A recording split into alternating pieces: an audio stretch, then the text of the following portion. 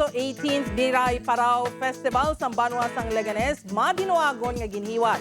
Parao industry nga masobra isa nakasiglo kag pagproteher sa dunang manggad gintibong sa aktibidad. Ini ang gintutukan ni John Sala.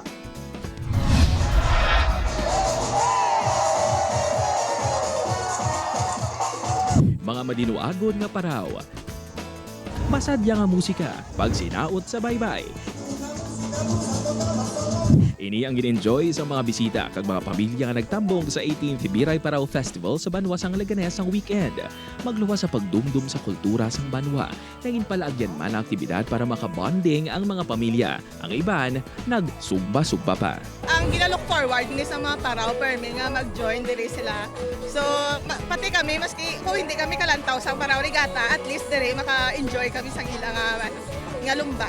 Nagserbe nga highlights ang Biray Parao Festival ang pagkilala sa mga manugpangisda na masobra isa kagatos katuig na nga nagahimo sang paraw sa Banwa. Yes, actually more than 100 years na siya.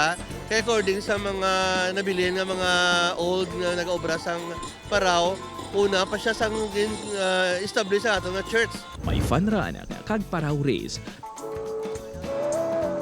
Pero syempre, labaw sa pagpasundayag sang siyam tanan ka mga paraw nga nagpasakop ang pagtibong sang katinlo sa palibot pinaagi sa coastal cleanup. Kami nakita eco-walk, nag-participate ang mga clubs diri sa Leganes to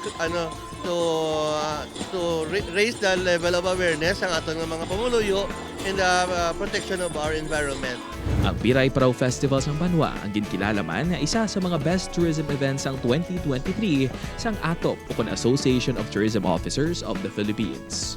Upod kay Cirilo Renduque, John Sala, One Western Visayas.